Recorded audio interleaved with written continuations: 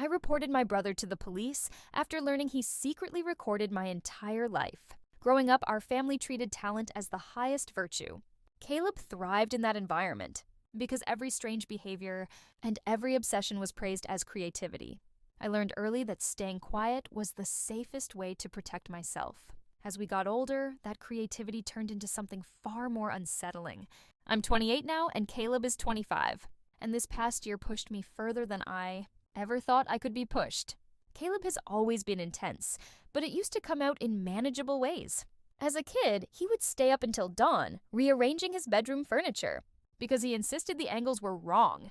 In high school, he filmed unsettling short movies using our neighbors as involuntary extras. And instead of questioning it, my father called it hyper-focus brilliance.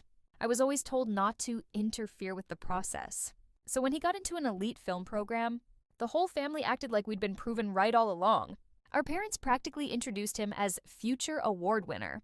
I was proud of him because he was my little brother, after all.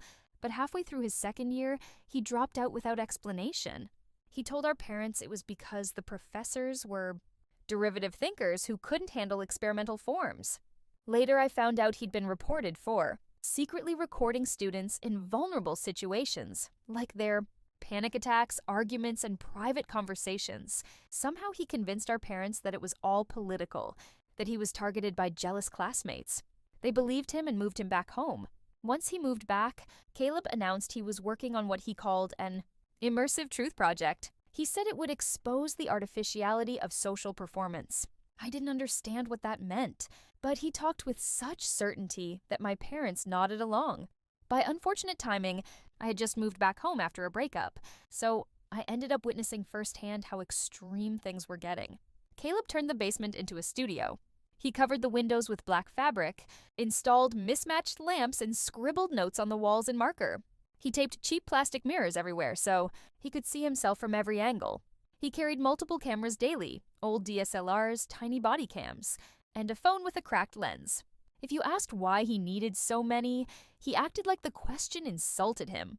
My parents treated all of this as evidence of a unique artistic vision. They talked about innovation and groundbreaking ideas. They ignored the fact that he didn't have a job, didn't contribute financially, and barely interacted with anyone without recording them. At first, I thought he was just lost and trying to create meaning out of a failed academic path. But his filming didn't stay confined to the basement. It started creeping into our daily lives in ways that were impossible to ignore. One afternoon, I was working remotely from the kitchen when I noticed a small blinking light behind the spice rack. It was one of Caleb's cameras. I took it down and confronted him when he came upstairs. He said I was ruining a longitudinal observation set. I told him he had no right to film me at work. He said I was performing corporate subservience and needed to be documented. He said it like it was the most obvious thing in the world. When I brought it to my parents, they scolded me for being overdramatic and said I should have asked Caleb before touching his equipment. Their reaction made it clear that confronting him was pointless. I tried to convince myself to let it go, but Caleb's behavior continued to escalate. I kept trying to intervene, but every conversation with Caleb turned into a strange psychological chess match. He had become exceptionally good at reframing everything. If I objected to being filmed without consent, he said I was anxious about transparency. If I expressed concern about his behavior, he insisted I was pathologizing authenticity. He used academic and artistic language like armor. Then 3 months ago, he released his pilot study. It was a 40-minute video uploaded to a new account using his name. The video contained footage of our mother crying alone in the laundry room, and our father arguing with insurance on the phone. He had no permission for any of it. He narrated over the footage in a monotone voice, describing each person's emotional negligence and performative fragility. He portrayed everyone as symbols rather than people. My parents were upset at first, mostly about the negative comments on the video, but Caleb told them it was a social experiment, a critique of how society consumes vulnerability. They accepted that explanation, congratulated him for being fearless, and he took their praise as a green light to go even further. A few days later, I woke up to 30 missed calls from my best friend Mara. She was hysterical, asking why a video of her was circulating online. I rushed to the link she sent me and saw that Caleb had uploaded a new compilation called Emotional Artifacts Volume 1.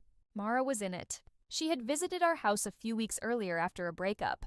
She'd been sitting with me on my bed, crying into her sweater, thinking she was safe and in private. Caleb had recorded the entire thing through the vent in the hallway. He included audio of her describing intimate details of her relationship. He titled her segment Ritualized Self-Infantilization. I confronted him immediately. He admitted he had recorded her, but argued that she represented a larger emotional archetype. Then he said her pain was a public resource, and that posting it was his way of challenging the idea that feelings should be private. When Mara threatened legal action, he didn't even flinch. He acted almost proud, saying her reaction proved his work was, finally, provoking institutional resistance. I begged my parents to intervene. Instead, they said Caleb didn't understand boundaries like other people, and that I should mediate with compassion. But once Mara started taking real legal steps, something in him changed. Over the next month, Caleb became more secretive. He stopped uploading videos, but I could hear constant muffled recording sessions in the basement. Sometimes he came upstairs at 3 a.m. to hover in the hallway, staring at the ceiling as if listening for something. Once I woke up and found him sitting in the dark living room, surrounded by half-disassembled cameras and notebooks full of frantic writing. When I asked if he was okay, he said he was getting close to the real structure beneath all human behavior. After that, I tried to keep my distance. I spent most of my time at work or in my room with the door locked, but that didn't stop him.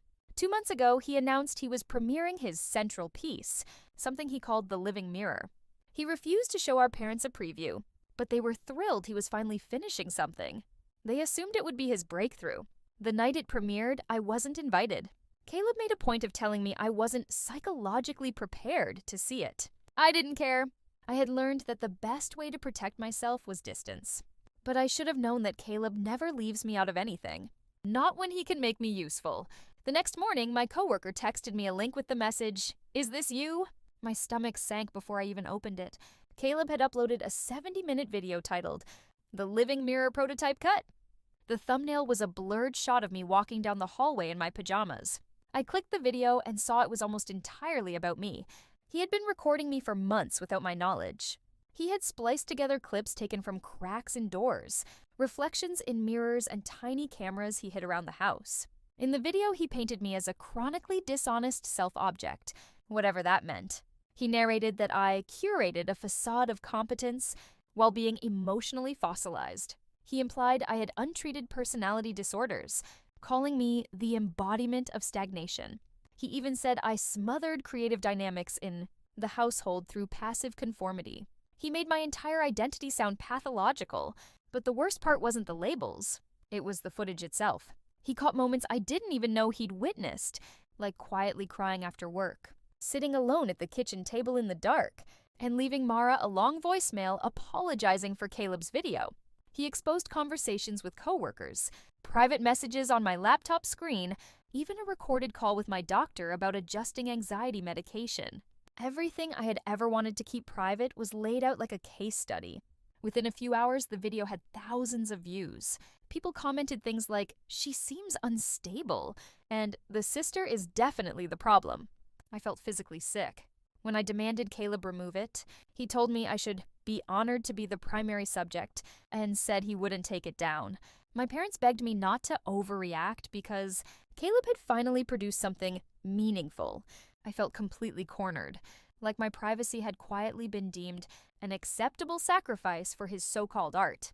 So that night, when Caleb went out to gather field material, I went into the basement. The smell hit me first, musty air mixed with chemical cleaner, and I saw that the walls were covered with writing, while his desk was stacked with hard drives and memory cards. I connected one of the drives to his computer and saw hundreds of files on dozens of people, not just family and friends. He had recorded college classmates from years ago, ex-partners, neighbors, and random people in stores. He had organized everything with meticulous detail. Some files had notes describing what archetype each person represented. Some had timestamps indicating their emotional cycle. The level of obsession was overwhelming. Then I saw a folder titled with my full name. Inside were thousands of video and audio files of me, going back 12 years. He had been collecting things long before he admitted it. At that moment, I stopped thinking about protecting Caleb's feelings. I stopped imagining my parents' disappointment. I stopped being the sibling who absorbed the consequences. I took a deep breath, copied everything onto a portable drive, and immediately called a lawyer. The lawyer I spoke with listened to everything without interrupting. I expected disbelief, maybe skepticism, but instead she asked one question: "Do you have proof?" When I told her I had exact copies of Caleb's files, she said, "Then we move fast." She explained that what Caleb had done wasn't just invasive. It broke several laws designed to protect people's privacy. She also noted that the sheer volume of recordings showed a pattern that courts usually took seriously. She recommended that I report everything to the police. She said if I delayed, Caleb might destroy evidence once he realized I'd discovered his archive. She also warned me that my parents could try to shield him, intentionally or not, making the process harder. By the time we hung up, I understood that protecting myself meant acting immediately. I made the report to the police, and that night, I packed a bag. My father yelled that going to the police was an extreme betrayal, while my mother begged me to reconsider, insisting I was destroying the family and punishing Caleb. I didn't stay long enough to argue and went to Mara's place. The next morning, Caleb uploaded a new video titled, "Betrayal is Data." It was 40 minutes of him pacing in the basement, ranting about artistic censorship, intellectual oppression, and familial sabotage. He didn't mention me by name, but anyone who watched his previous video could piece together who the saboteur was. Commenters encouraged him to expose me further.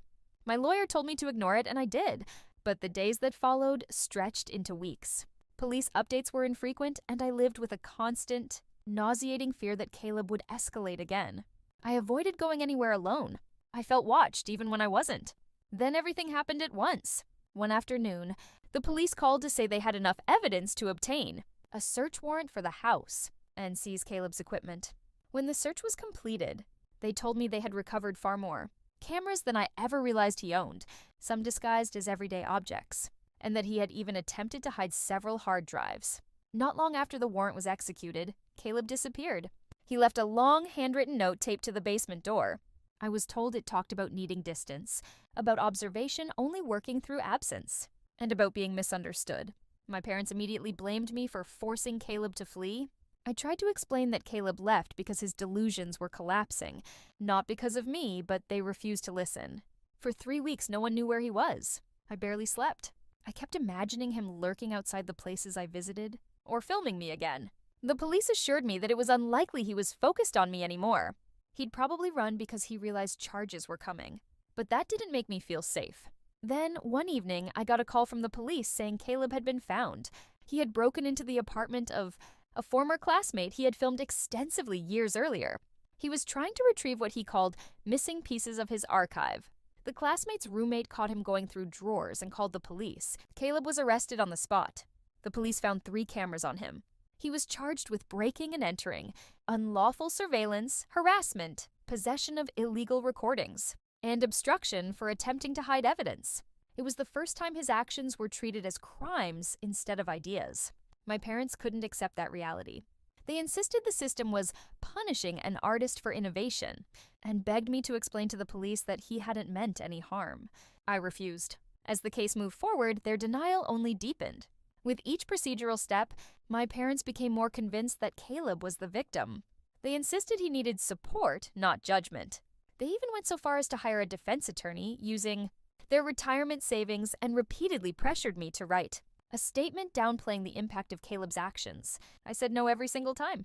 And with each refusal, my parents seemed to view me less as a daughter and more as the reason their prodigy had fallen apart. 1 month later, at the preliminary hearing, I walked in with my heart racing. Caleb appeared thinner and exhausted. He didn't look at me once. He stared straight ahead like he was analyzing invisible footage. His attorney argued he suffered from an obsessive dissociative condition exacerbated by familial pressure. The prosecution laid out the volume of evidence, including the recordings of me. When the judge asked if I wanted to give a statement, my hands trembled so hard I had to grip the podium. I described what Caleb had done, how long it had gone on, and how it had affected my daily life. I didn't embellish anything. I didn't insult him. I just told the truth. Caleb didn't react. My parents stared at me like I had stabbed him. In the end, Caleb accepted a plea agreement that required mandatory psychiatric treatment, restricted computer access, and probation with strict monitoring. Some charges were dropped to avoid a full trial, But the court sealed the recordings permanently. He won't be able to legally distribute anything again. My parents have cut contact with me. They say I betrayed Caleb in his most vulnerable moment. They blame me for the fallout, the shame, and the growing list of people demanding accountability. I've had to accept that I can't make them see the truth or force them to understand the harm he caused.